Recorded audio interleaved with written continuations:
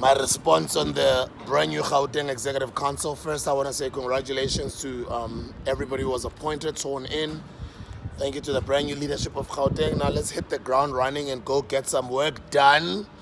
And I'm also really glad that after 2 or 3 postponements, finally it was announced last night, and we are moving. But my feedback will not just be by myself on this video. I'm also going to invite a young gentleman that I'm going to ask a couple of questions with what has just happened. His name is Mr. Rorisang. How you doing? Good. I'm doing yourself. Come closer to the camera, sorry, sure, so that people can hear you. Sure. All right, maybe before I voice out my own opinions, I'd like to hear from you. What did you think? Of the composition and the process, I mean, as you said, and Premier Panyaza Lesufi's brand new announcement of the new executive. Your thoughts? I think generally, as you just said, I'm happy that it finally happened. First of all, secondly, I think that it was important for Premier Lesufi to have negotiated in some level of good faith, having clear lines and expectations, whether you think they're unreasonable or not. But at the end of the day, having a limitation and saying, okay, we've negotiated enough. If you're not going to participate, I will then exercise my authority, my executive authority. And why I say that is, at the end of the day, even if the DA and the ANC, their vote share are a couple of percentage points apart. Yeah. The ANC, nevertheless, is the highest, has received the highest vote share. So, in a sense, the Premier is the Premier, and he must behave as the Premier. He can't be going about. So I don't know. I'm happy. I don't know if you've heard the rumors this morning. There is a rumor, I don't know how true it is, that the DA might just be pulling out their candidate that Premier Lesufi pronounced last night. I think I saw something similar about the Deputy Speaker. The Deputy Speaker, yes, resigning. I think it may have just happened, actually. That is definitely unfortunate. I think that that kind of decision and that move shows some level of political immaturity, in my view. Why I say that is that, we already have a template at the national level where the ANC and the DA have separately come to an agreement to, the initial agreement was to elect Premier, elect President, and mirror that, right? It's the exact same one. That's a separate agreement and a separate, that was the composition was a separate stage. I think some political parties are responsible because, it was their first foothold into power. Those positions are very influential. They've got voters who expect them, to exert or to use that power to shape government, to shape policy in order, that reflects them. So, I don't like politics of tantrums. If you lose this vote, then you try and strategize for the next one, but you hold your gains. You don't let go of your gains because you didn't win something on the next one. That's disappointing, I must say, in my view at least. What did you think of DA's sudden press conference, I think 2 days ago, before the Premier announced the Executive Council last night? Because this has been leading up to this. And then before, there was the ANC Gauteng conference as well, press conference. So with the Helen Ziller one, I'm guessing. With Mr. Solim Simang. Yes. Fundamentally, at the core of the DA's problems, in my view, is Helen Ziller remaining as federal chairperson. We saw this in how she attempted to conduct negotiations at the national level. The leaked letters between herself and Secretary General Fikile Mbalula, the tone, the level of demands. Leading to President Ramokgopa, writing back quite a scathing letter, having it leaked, describing, for instance, the demand to have where DA ministers exist, they want to have control over the appointment of the director generals of those departments. Now, we must be very clear. Director generals are the top civil servants. Those are not political appointments. And that's why the president described that as incompetent reasoning, something like that, about legal incompetence. He wasn't willing to engage. Someone like Helen Zille knows that that's against the law, right? And essentially, I feel my sense is that Helen Zille, her negotiation style was to come in aggressive with the expectation that everybody kind of settles down. Come in aggressive, ask for something crazy, and then maybe it will settle at a more reasonable number that you want. But something that I think Helen Zille and the DA have been introduced into ANC politics. There's the way ANC operates outside of the ANC, and then there's the way ANC operates internally. And she's just been inducted.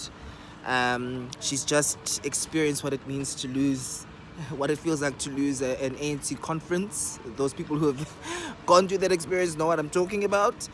And what's always important, and I hope this moment teaches people or shows people, the ANC, like any other political party, exists to win power and to hold on to power. Yes, for its voters, but for its own interests, etc. So, and the ANC has been in power for 30 years. The ANC knows how to gain power, use power. They understand power. They're not afraid of power. So, going back to Premier Lesufi, there had to come a point where he said, I am in power here. And it because the legitimacy of that office requires that kind of thing. And the DA, I think, and Helen Zille thought that the ANC were going to,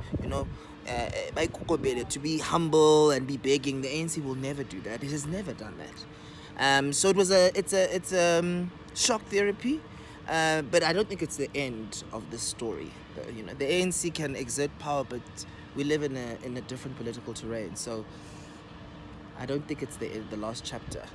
The voters in Gauteng and also nationally, but for now we're focusing, for the sake of this video, in Gauteng. The voters in Gauteng have punished the ANC. They have not given it the majority that it's used to. Some people have been saying, actually even Helen Zille herself, she has been saying, one of the interviews, I think it was Biz News or something last night, she said, it seems like it's difficult for the ANC to come to grips with the fact that it's actually not in majority like it's been used to.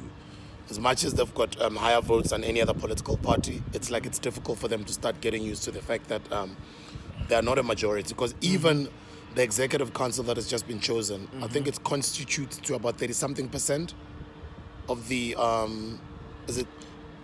Are you saying the number? Sorry, the number of seats is 33 out of the 70, right? Something like that. So I know that the number of ANC MECs in total versus outside parties is now at 70% because of the DA pulling out, right? So I think that's always an important part of the conversation. It's easy for Helen Zille to say the ANC has difficulty accepting that it's no longer in power. The ANC has adapted to that at a national level. The ANC has experienced and adapted to it at local level.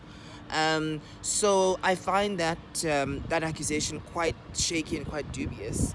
I think not to sound too partisan, but I think it's the DA who aren't necessarily used to the idea or the notion that the minute they can smell power, Helen Zille automatically wants to start dictating terms. We mustn't forget that Helen Zille left being the leader of the opposition in parliament to become the premier of the Western Cape, and she served 2 terms in a place where she was over 50%. You know what I mean? In the exact same power situation that she's describing the ANC's in, and the Western Cape remains this foothold of the DA, right? And we mustn't forget that the DA doesn't operate like the ANC. The ANC is the ANC's structure organization is incredibly internally democratic. You actually have to win, branches, whatever. How you lobby branches is a whole other conversation. But it's like you have to actually have mass-based support. In the DA, people are appointed. People, the amount of power that is located in Helen Zille alone, right, and her ability to do that. So for me, I find that assertion or that accusation quite interesting. I don't want to say comical, but it's interesting to me. I think that Helen Ziller and the DA, they had this impression and idea that by securing a certain vote share and becoming a coalition partner, they'd be able to basically hold the ANC's feet to the fire and hold them hostage. Yeah, because she keeps on emphasizing on the statement of intent that they signed on the 14th of June. Which is effectively, you know, a memorandum of understanding. Where I do agree with her is that these agreements do need to have some, you know, modicum of authority or just effectively mutually agreed legitimacy, right? But we must not forget that that statement of intent in many ways was shaping the government of national unity. And because of the ANC and its internal democracy, as I said, while Panyaza Lesufi is accountable structurally within the ANC to the NEC, for instance, he is nevertheless the head of the ANC in Gauteng, right? And that in and of itself, he was elected into that position. He has the force of support from this province, you know? And therefore his interactions with, let's say, you know, if the NEC was trying to instruct him in a particular way, he has the power and ability to resist or to at least negotiate something that works out better for him and what he believes are his voters, right? So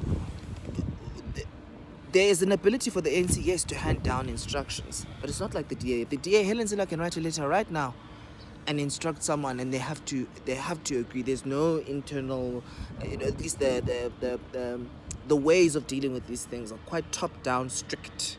ANC is not like that, and I think that she had this expectation that the ANC would, or the Secretary General would force the Premier into submission, or the President would force Panyaza Lesufi into submission, and anybody that knows Panyaza Lesufi knows that that's not going to happen. It's not going to happen. So, as I said, she's getting a very quick and robust introduction to ANC politics. I'd like to do a part 2 of this video, and my question, which I will ask at the beginning of the next video, for the sake of the people who are going to see that video and not see this one. The question is, I'm going to read the list. It's 10 positions, or 10 announcements. It's an announcement of 10 positions that were sworn in last night by the Premier and the government, and I want for us to go one by one, and I'd like for you to give me your feedback on that list. And thank you very much for tuning in on this video. Find him on his social media platforms. What is your social media? At Rory Moseli, so that's at RORIMOSELI. Danko. Let's meet on the comment section. What are your thoughts, guys?